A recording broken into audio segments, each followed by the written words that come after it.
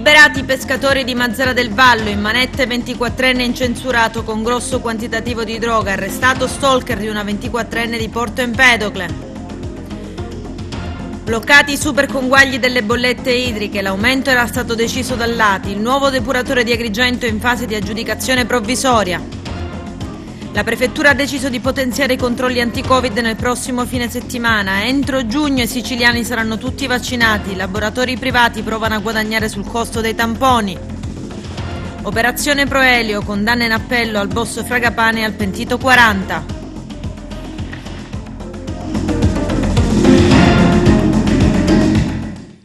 Bentrovati gentili telespettatori al nostro appuntamento con l'informazione.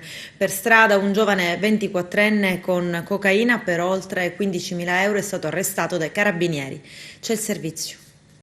Si era rifornito per coprire la piazza di spaccio in vista delle festività natalizie o forse in vista del nuovo lockdown di cui si parla tanto a livello nazionale negli ultimi giorni? Era il 24enne che avrebbe provveduto allo spaccio o era semplicemente un intermediario corriere? Sono questi alcuni degli interrogativi che frullano ancora nella mente dei carabinieri, domande che probabilmente non avranno mai una risposta precisa, anche se l'attività investigativa prosegue. Il 24enne incensurato e pertanto insospettabile di Casteltermini è stato però trovato mentre passeggiava per le strade del centro di Casteltermini in possesso di 300 grammi di cocaina. Un unico panetto custodito in uno zainetto che avrebbe dovuto essere naturalmente suddiviso in dosi. Il valore sul mercato di questa sostanza si aggira intorno ai 15.000 euro e sarebbe stata destinata a quella che è la principale piazza di spaccio di Casteltermini, ma anche dei comuni vicini, nel periodo appunto prefestivo, anche in vista probabilmente di una eventuale chiusura che si mormora. Il danno a livello sociale sarebbe stato inimmaginabile, perché soprattutto in piccoli centri un quantitativo così importante di droga avrebbe potuto causare, soprattutto fra i giovanissimi, molti danni, qualcuno probabilmente anche irreversibile. Come ha giustificato il possesso da questo combattente? Il soggetto è stato colto in flagranza di reato e con un quantitativo così imponente non è riuscito a giustificare ovviamente il possesso. Il fatto di viaggiare chiaramente anche da incensurati, in quanto il soggetto è incensurato all'interno del proprio comune, probabilmente gli conferiva o gli dava quella sicurezza di poter passare inosservato alle forze dell'ordine.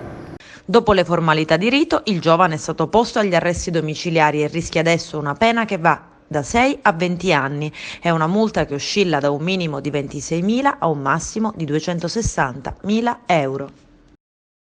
Perseguitava da circa 6 mesi una coetanea per l'ipotesi di reato di stalking. È stato arrestato in esecuzione di un ordine di carcerazione dai carabinieri della stazione di Porto Empedocle un 24enne. Dopo le formalità di rito è stato trasferito in carcere dove dovrà restare a disposizione dell'autorità giudiziaria. Il giovane, invaghito della coetanea, più volte avrebbe tentato un approccio per conquistarla. Non ci sarebbe però riuscito e dunque quella simpatia si sarebbe trasformata per la ragazza in una sorta, stando all'accusa, di vera e propria persecuzione. A un certo punto la giovane non ce l'avrebbe più fatta e si è rivolta ai militari dell'Arma. I carabinieri hanno ricostruito dettagliatamente ogni episodio di avvicinamento che ha fatto configurare la fattispecie di atti persecutori e hanno documentato tutto in procura. È arrivato quindi l'ordine di carcerazione che è stato appunto eseguito nelle ultime ore. Il 24enne dovrà restare dunque in carcere a disposizione dell'autorità giudiziaria. Liberi i pescatori di Mazara del Vallo, prigionieri in Libia, torneranno con le loro barche. Il premier Giuseppe Conte e il ministro degli affari esteri Luigi Di Maio sono andati a Bengasi per la liberazione dei 18 marittimi. C'è il servizio. È un tunisino che sta parlando con la sorella, che ha detto siamo stati liberati. La dichiarazione che è stata siamo liberi, siamo a bordo. Siamo liberi, siamo a bordo, vita, ti aspetto! Sarebbero stati liberati i pescatori di Mazara del Vallo dopo 107 giorni di prigionia in Libia. A darne notizia sono stati il presidente del Consiglio Giuseppe Conte e il ministro degli esteri Luigi Di Maio, che sono volati in Libia per il passo decisivo che darà la libertà ai 18 pescatori chiusi in cella dal 1 settembre scorso. La liberazione è confermata anche dai familiari. Finalmente potremo riabbracciarli, dice Giusy Asaro subito dopo la notizia. Adesso aspettiamo di sentirli presto, ancora non ci hanno chiamato, ma presto lo faranno. Quando torneranno, dice ancora, faremo una grande festa. I pescatori probabilmente arriveranno con i loro pescherecci fino ad oggi sotto sequestro, la Medinea e l'Antartide, percorrendo di nuovo quel tratto di mare che ha cambiato la loro vita da più di 100 giorni. A Mazara del Vallo intanto sono lacrime di felicità da questa mattina appena arrivata la notizia. I familiari erano infatti radunati per ritornare in autobus a Roma per continuare la loro protesta sotto Palazzo Montecitorio, con la promessa che avrebbero passato il Natale nella capitale finché i pescatori non sarebbero stati liberati. La liberazione intanto è avvenuta ad una settimana delle feste natalizie, come avevano auspicato in molti, tra tutti Rosetta Ingargiola, vero timoniere della protesta, che fino alla fine ha chiesto un intervento immediato a Conte e Di Maio, chiedendo la liberazione come regalo di Natale. Lo aspettavo, però non ci credevo, però ci credo quando sento proprio la voce di mio figlio. Siamo stanchissime veramente, abbiamo sofferto tanto a pensare ai nostri figli e tutti i pescatori. Aspettiamo a braccia aperte, come ci siamo abbracciate tutte, dobbiamo abbracciare i nostri pescatori, specialmente a mio figlio. Ad esultare anche il sindaco di Mazara del Vallo, Salvatore Quinci, che adesso attende di riabbracciare i pescatori.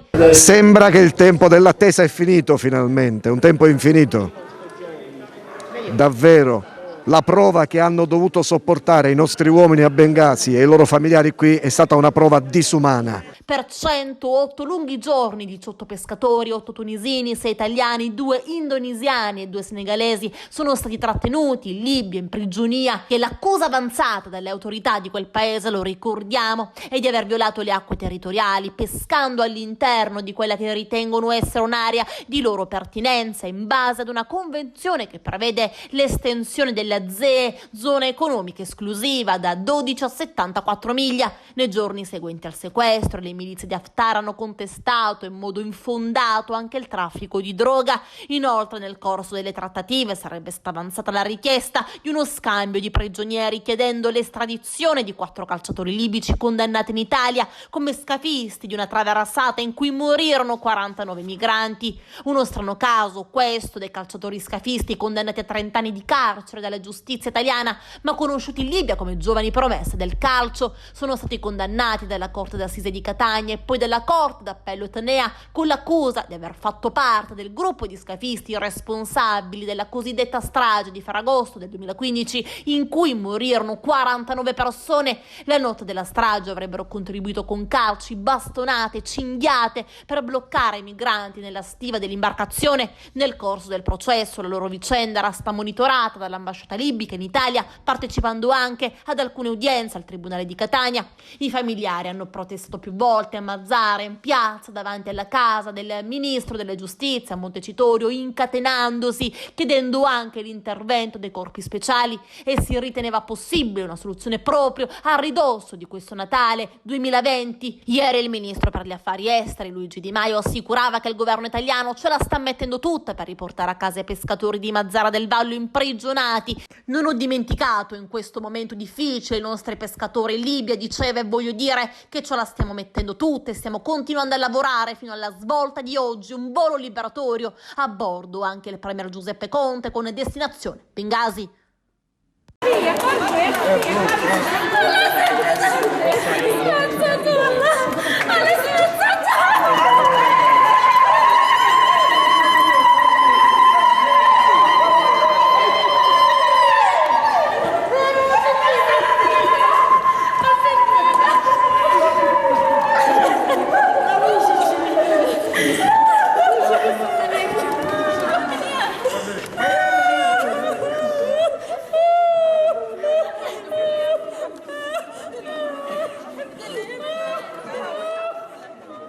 Bollette idriche, è arrivata la decisione, sospesi i superconguagli. Se ne è discusso durante i lavori della quarta commissione all'ARS. L'aumento era stato deciso dall'ATI la scorsa estate e aveva suscitato un vespaio di polemiche. I dettagli nel servizio.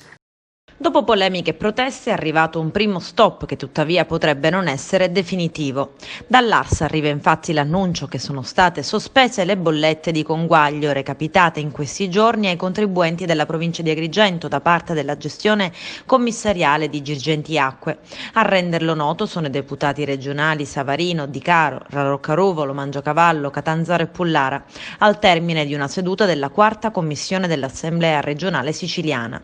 Alla presenza dei commissari straordinari prefettizi di Girgenti Acque, Venuti e dell'Aira, della Presidente dell'ATI, Valenti e dei rappresentanti delle associazioni dei consumatori presenti sul territorio che ne hanno fatto richiesta di Miceli, Raso e Spataro. Abbiamo preso questa posizione che è stata tempestivamente accolta e recepita dai vertici di ATI e di Girgenti Acque, dice una nota. Peraltro possiamo rassicurare gli utenti che l'invio di conguagli sarà sospeso. L'acqua è un servizio pubblico essenziale che deve essere garantito a tutti in modo efficiente e senza scopo di lucro. Allo stop momentaneo delle bollette, si apprende adesso, seguirà una riflessione tecnica. Resta il nodo di cosa sarà di queste bollette, ma soprattutto del deliberato dell'ATI che nel giugno scorso stabiliva una revisione delle tariffe a rialzo per gli anni 2017-2018. Un provvedimento votato con 2 anni di ritardo rispetto a quanto fu proposto all'Assemblea e che parte dall'inevitabilità dei numeri. Durante la riunione, a cui ha partecipato anche un rappresentante dell'assessorato regionale alle acque e rifiuti, il presidente Valenti ha annunciato che il direttivo dell'ATI avrebbe già approvato la sospensione delle bollette, che tuttavia sarebbe stata operativa solo dopo il passaggio in assemblea, che non è stata ancora convocata. Rimane un'altra inesorabile domanda: cosa accadrà a quei cittadini che hanno già pagato? Il nuovo depuratore a servizio della fascia costiera di Agrigento è in fase di aggiudicazione provvisoria. In provincia di Agrigento sono ben 8 gli interventi previsti per superare l'infrazione comunitaria sulla depurazione delle acque per un investimento complessivo di circa 68 milioni di euro. Oltre all'impianto di depurazione a servizio del comune di Favara e della fascia costiera di Agrigento, sono previsti il secondo modulo dell'impianto di depurazione di Sciacca, il completamento delle reti fognarie di Sciacca, Agrigento, Porto Empedocle e anche Ribera.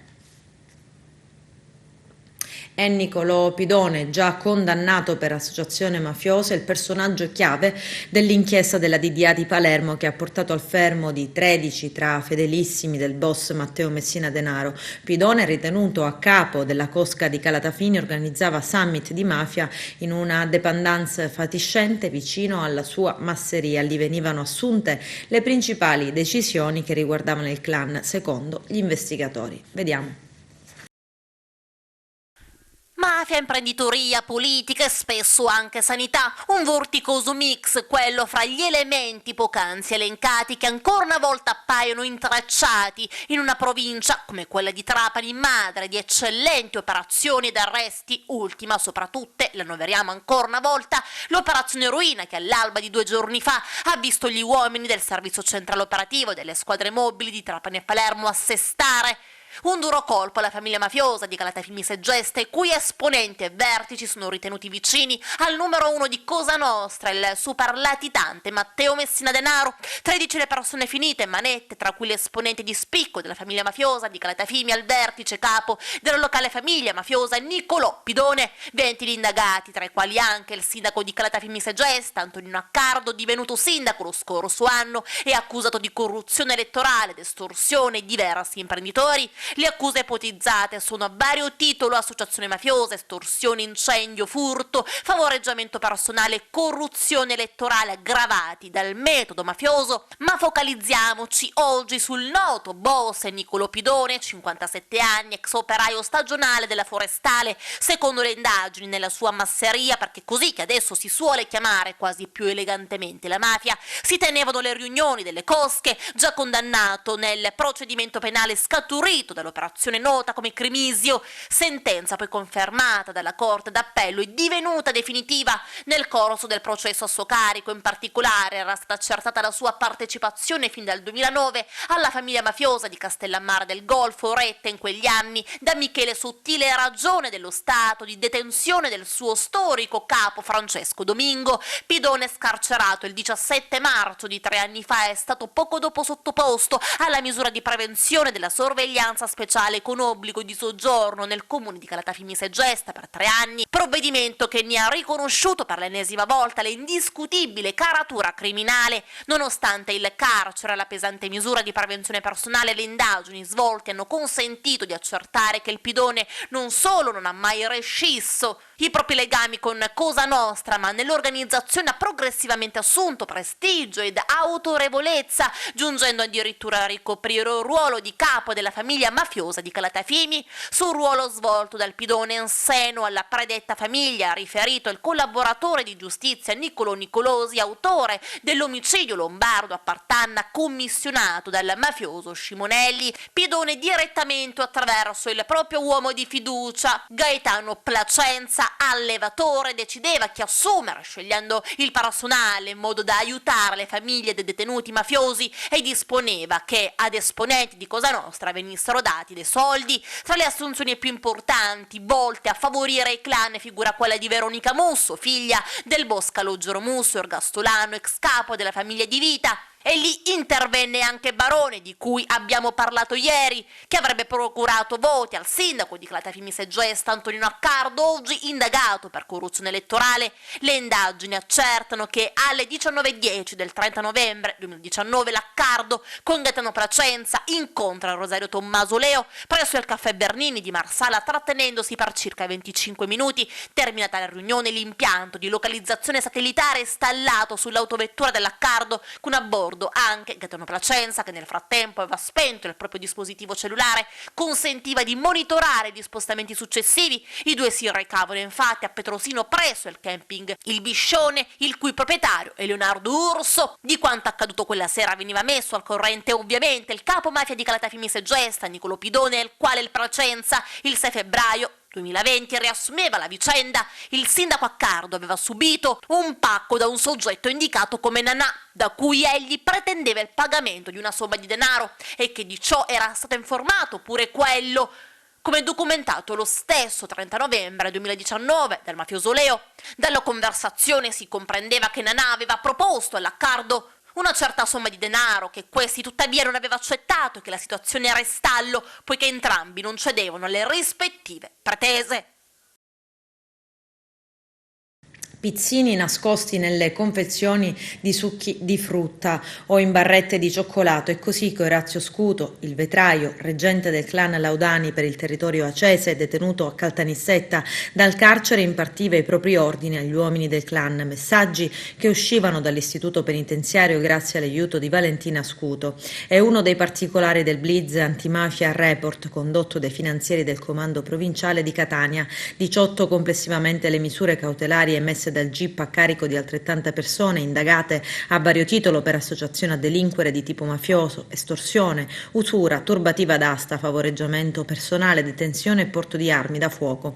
Gli investigatori hanno ricostruito 8 episodi estorsivi, in alcuni casi posti in essere dagli uomini del clan ai danni di imprenditori e professionisti per finanziare le casse di Cosa Nostra, e in altri casi per favorire quegli imprenditori che, a fronte di crediti commerciali non pagati, avrebbero preferito, invece che procedere legalmente, fare ricorso all'intermediazione boss per recuperare le somme. Altro settore coinvolto dalle attività di indagine è quello rappresentato dalle interferenze nelle procedure giudiziarie di vendita all'asta di beni. Persone appartenenti o affiliate al clan Laudani, spiegano gli investigatori delle Fiamme Gialle, sono intervenute in diverse occasioni affinché gli imprenditori dichiarati falliti, nei cui confronti era stata attivata la procedura di esecuzione immobiliare, potessero illecitamente rientrare in possesso del bene posto all'asta. Minacce e intimidazioni erano gli strumenti con cui il clan impediva la partecipazione di potenziali offerenti alla procedura esecutiva, garantendo agli imprenditori falliti di rientrare in possesso dei beni sia pure attraverso prestanome. Dalle investigazioni che hanno portato all'arresto di 18 persone sono emerse anche le spedizioni punitive armate e le intimidazioni nei confronti dei clan rivali. Operazione Proelio, traffico di cocaina e furti di bestiame con la regia di Cosa Nostra. 4 condanne. La Corte d'Appello riduce la pena per il collaboratore di giustizia Giuseppe 40. Confermata la condanna per gli altri 3 imputati agrigentini. C'è il servizio. La Corte d'Appello di Catania ha confermato quasi in pieno il verdetto di primo grado. Il processo scaturisce dall'operazione Proelio condotta dalla Direzione Distrettuale Antimafia di Catania e ha fatto luce su ben radicati legami fra due clan di Cosa Nostra, quello Fragapane di Santa Elisabetta e quello Enrico di Comiso. La maxi inchiesta Proelio ha sgominato un traffico di cocaina e furti di bestiame come forma di finanziamento delle famiglie mafiose con la regia delle mafie delle province di Agrigento e Ragusa. 20 anni di reclusione sono stati dati al boss di Santa Elisabetta, Francesco Fragapane, quarantenne, pena peraltro ridotta di un terzo per effetto del giudizio abbreviato. Fragapane è anche coinvolto nell'inchiesta Montagna. Lì viene delineato il suo ruolo di capo di mandamento aspirante capo provincia di Cosa Nostra d'Agrigento ed è stato condannato alla stessa pena. Condannato a 4 anni e 6 mesi, pena ridotta oltre che per il rito anche per le attenuanti speciali previste dalla legge sui collaboratori di giustizia, per il pentito Giuseppe 40, 52 anni, capomafia di Favara e braccio destro dello stesso Fragapane. 5 anni di reclusione come in primo grado sono stati inflitti a Salvatore Montalbano, 28 anni di Favara, 6 anni a Girolamo Campione, 42 anni di Burgio. Shopping natalizio e Movida. La prefettura di Agrigento potenzia i controlli anti-Covid. Il prefetto di Agrigento, Maria Rita Cocciufa, ha disposto a partire da questo fine settimana il potenziamento dei servizi di vigilanza sia nel centro storico che a San Leone, coinvolti per garantire la presenza capillare anche gli agenti della Polizia Municipale e i militari dell'operazione Strade Sicure e nell'occorrenza per monitorare le strade che collegano i comuni limitrofi al capoluogo la Polizia Stradale. Nell'ultimo weekend le forze di polizia hanno controllato in provincia, rendono noto dalla prefettura, 864 persone ed elevato 2 sanzioni, mentre le attività commerciali tenute d'occhio sono state ben 432. Il prossimo weekend i controlli saranno anche più rigidi. A proposito dei vaccini e delle vaccinazioni anti-Covid in Sicilia, il presidente della regione Nello Musumeci ha spiegato: la consegna dei vaccini anti-Covid nelle regioni sarà graduale. Noi dovremmo riceverne come prima dotazione 141.000 dosi per sottoporre subito al trattamento il personale sanitario, quello in trincea maggiormente esposto al contagio, le persone anziane e quelle fragili. L'obiettivo nazionale, quindi il nostro auspicio, è che entro l'estate tutta la popolazione possa essere vaccinata. Se si manterrà il cronoprogramma stabilito dal governo centrale, credo che entro maggio-giugno si possa completare il trattamento per tutti i 5 milioni di siciliani. L'assessorato della salute ha previsto la possibilità per i laboratori di analisi di effettuare i tamponi rapidi per le diagnosi del Covid-19, fissando una tariffa regionale obbligatoria di 15 euro. Alcuni laboratori di analisi hanno però impugnato innanzi al TAR Sicilia Palermo il provvedimento. Il prezzo imposto dalla regione siciliana, 15 euro, secondo i ricorrenti, sarebbe diseconomico e irragionevole, giacché non terrebbe conto dei costi, poiché il test viene venduto dai fornitori e laboratori di analisi a circa 10 euro, un costo a cui vanno poi aggiunte anche tutte le altre spese sostenute nei laboratori. TAR Sicilia Palermo ha ordinato all'assessorato alla salute di chiarire entro 10 giorni se la tariffa per i tamponi rapidi sia stata fissata a seguito di apposita analisi volta a individuare i dati di costo e i prezzi di mercato. Il TAR ha inoltre fissato una nuova udienza per il 15 gennaio 2021, nella quale si pronuncerà sulla legittimità delle tariffe dei tamponi rapidi. E adesso andiamo con il nostro direttore Arturo Cantella a Realmonte, che adesso è comune Covid free. Dopo le difficoltà affrontate in questa seconda ondata, torna a 0 casi. Vediamo. Sindaco, parliamo di questo primo periodo di sindacatura, un consuntivo sulla macchina amministrativa. Ecco, lei già la conosceva perché aveva avuto un'esperienza come assessore. Ecco, quali difficoltà ha incontrato e quali, considerando anche il periodo del Covid, e quali sono le iniziative a breve che intenderà portare avanti? Io mi sono insediata il 6 ottobre, quindi sono sindaco da 2 mesi. È chiaro che questo è un momento critico, abbiamo il Covid emergenziale, ma devo dire che sin da subito abbiamo posto in essere delle ordinanze restrittive che la cittadinanza ha rispettato, che ci hanno consentito di azzerare, oggi lo posso dire, azzerare un focolaio epidemico che che ci ha portato a un massimo di 25 persone che erano state dichiarate positive al Covid-19. Oggi, come detto, grazie alla popolazione che ha rispettato tutte le prescrizioni, non abbiamo casi di positività al Covid e stiamo cercando di ulteriormente invogliare i cittadini a rispettare la normativa, questo per evitare e scongiurare altri episodi di questo tipo, ma siamo soddisfatti tuttavia perché, come detto appunto, siamo riusciti a contenere al massimo il contagio.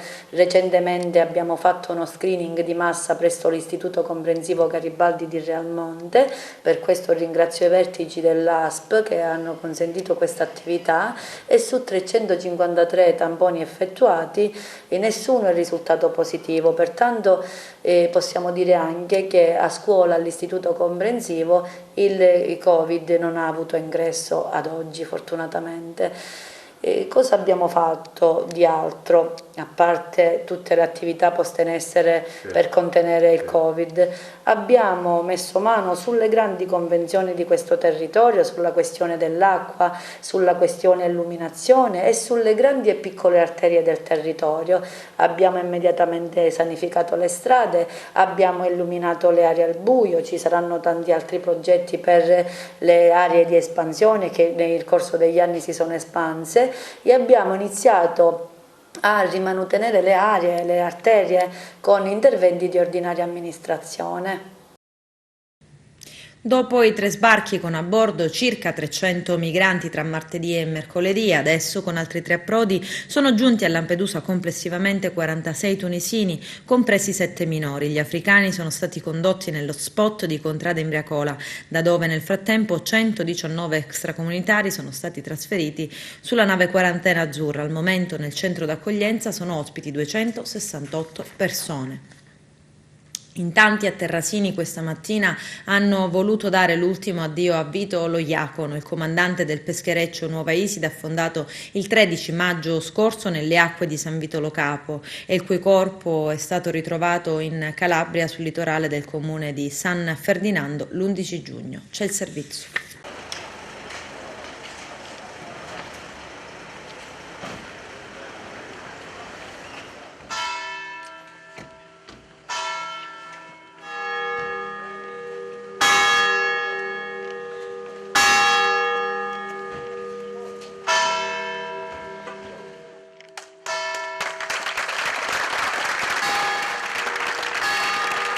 È la giustizia che uno Stato italiano deve assicurare a 3 marittimi che erano andati a lavorare per il sostentamento delle famiglie. È una giustizia che meritano tutti i familiari di Giuseppe, Vito e Matteo.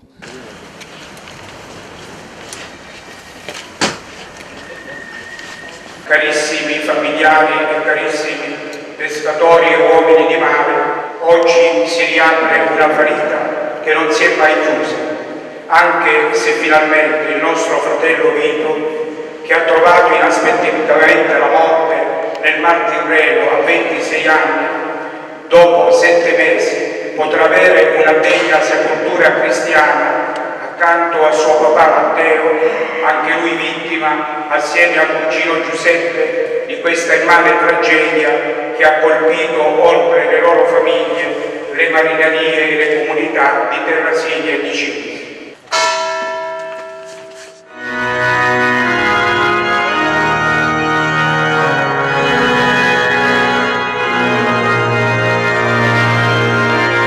Ci auguriamo veramente che presto possa arrivare tutto l'aspetto giudiziario ad un termine per assicurare quella che è la dovuta, ripeto, giustizia che deve essere data a questi marittimi. Tutte le morti sono brutte, ma quelle sul lavoro in mare per guadagnarsi il pane con fatica, per costruire un futuro sereno, sono ancora più tragiche.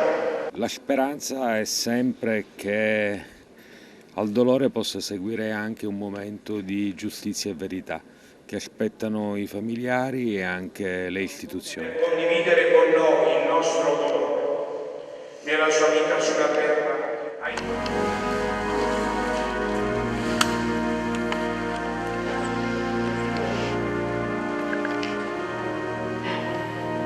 Noi siamo fiduciosi, l'attività posta in essere sta dando risultati importanti. Chiediamo inoltre, e questo lo ribadiremo sia in sede in procura con gli appositi atti giudiziari, ma stiamo pensando anche a lanciare un crowdfunding per quantomeno poter avere le immagini del relitto completo. Non possiamo rassegnarci a queste morti, non possiamo abbassare l'attenzione di fronte a queste tragedie. Questo è un dramma di tutti.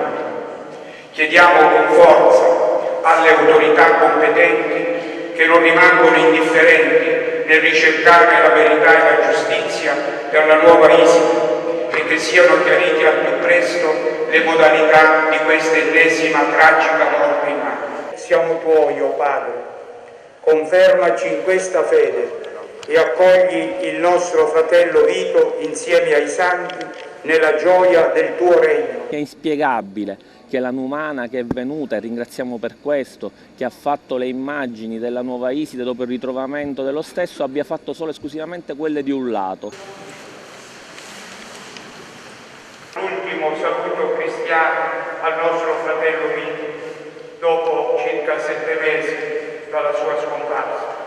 Invochiamo su di lui e su di noi la misericordia del Signore.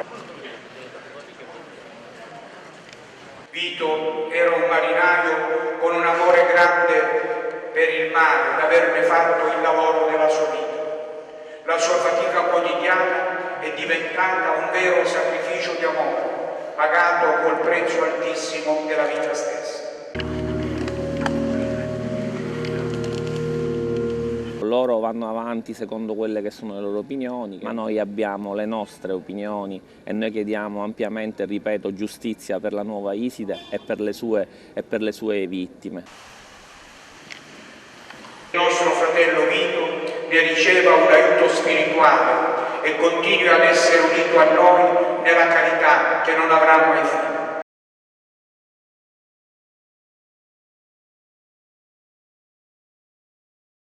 L'Assemblea regionale siciliana ha approvato con ben 27 voti a favore e 7 contrari la legge intitolata Disposizioni urgenti per il rinnovo degli organi elettivi dei comuni e degli enti di area vasta. In termini più papabili significa che sono state fissate le date delle elezioni amministrative e delle elezioni di secondo livello per le province, ovvero i liberi consorzi di comuni e le città metropolitane. Le provinciali sono programmate tra il 15 e il 31 marzo 2021. Alle elezioni di secondo livello votano solo sindaci e consiglieri comunali. Ci sono province in cui addirittura non si vota da 12 anni, come ad esempio Agrigento, dove nel 2008 si è insediato l'ultimo presidente della provincia eletto dai cittadini, Eugenio Dorsi. Poi dal 2012 in poi, con l'avvento alla regione del governo Crocetta, è stata varata la riforma disastrosa che ad oggi ha provocato il commissariamento delle 9 province siciliane da quasi 9 anni.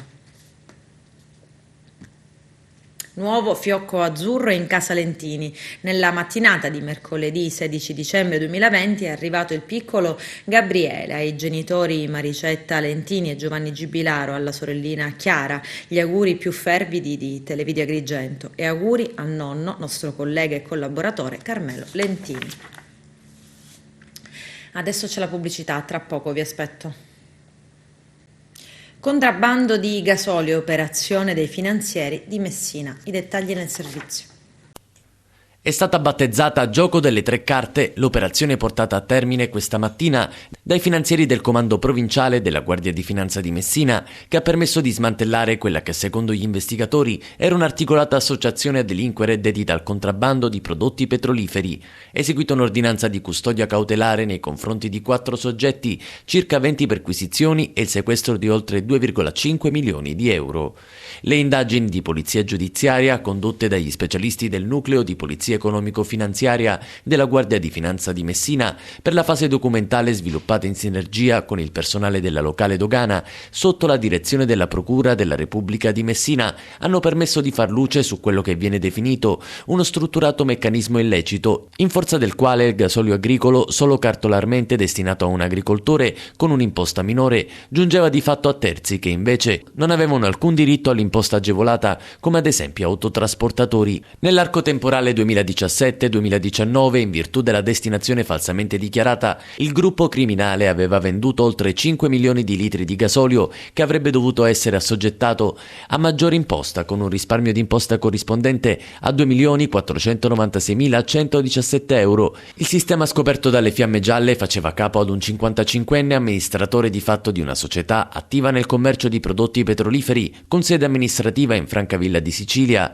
e sede legale in provincia di Catania, già colpito da fallimento per altra impresa a lui riconducibile, sempre operante nel medesimo settore, oggi destinatario di arresti domiciliari. Il braccio operativo, sempre secondo l'accusa, era costituito da un 44enne responsabile dell'approvvigionamento del gasolio presso i depositi fiscali e della predisposizione della documentazione falsa accompagnatoria dei trasporti, destinatario di arresti domiciliari, un 46enne titolare di una ditta di commercio al dettaglio di carburanti, incaricato all'individuazione degli acquirenti e del monitoraggio delle aree scelte per la cessione illecita del prodotto, destinatario della misura interdittiva all'esercizio degli uffici direttivi di persone giuridiche e di imprese, un autotrasportatore 61enne, proprietario dell'autoarticolato utilizzato, sottoposto a sequestro, al momento solo indagato.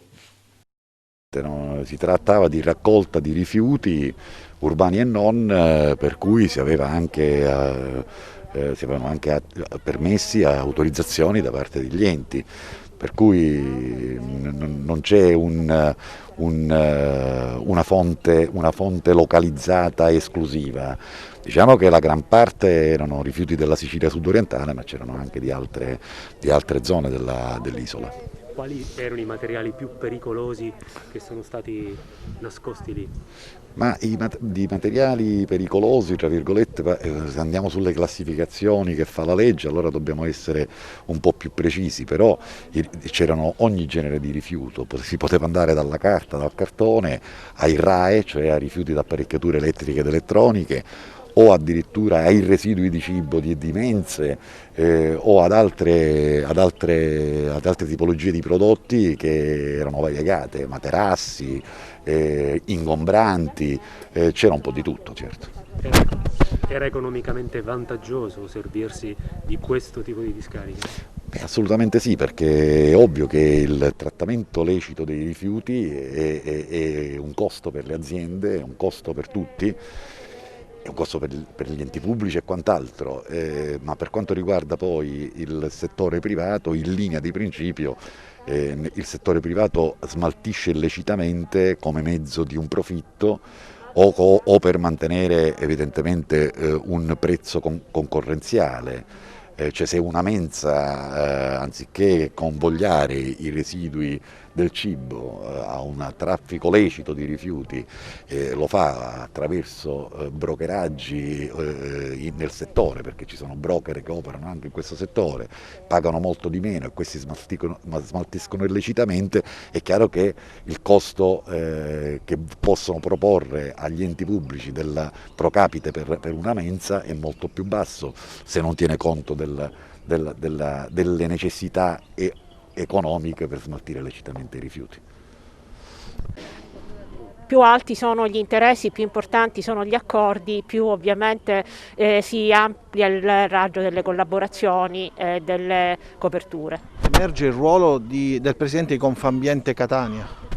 Sì, dalle investigazioni è stato accertato il ruolo del Presidente di Confambiente Catania quale un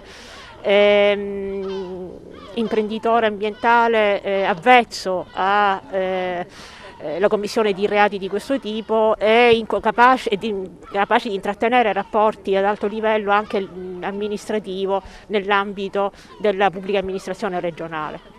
Possiamo invece inquadrare il ruolo del funzionario della città metropolitana? Qual era? Come si muoveva?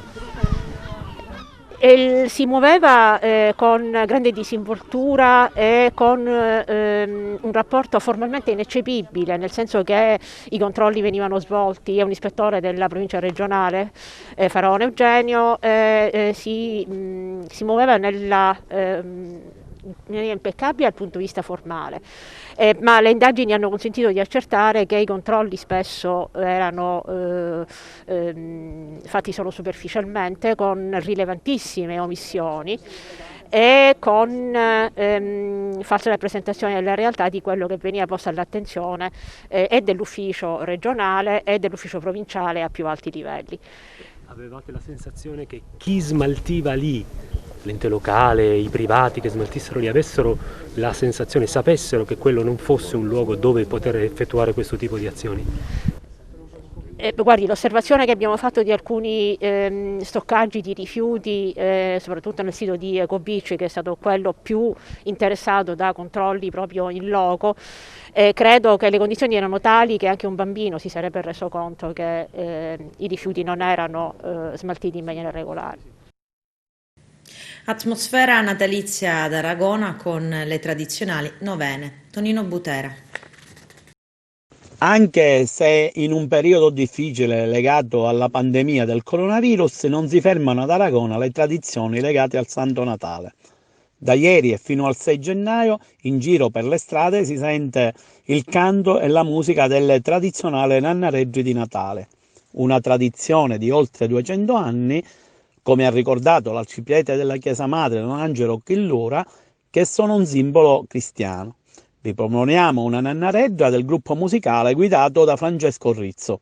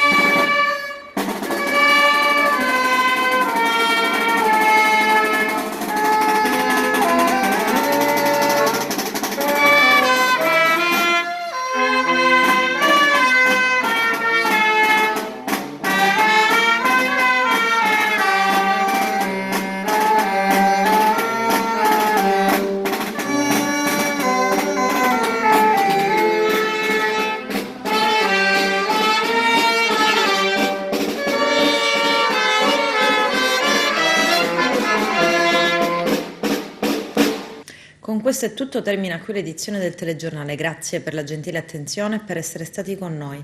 A presto.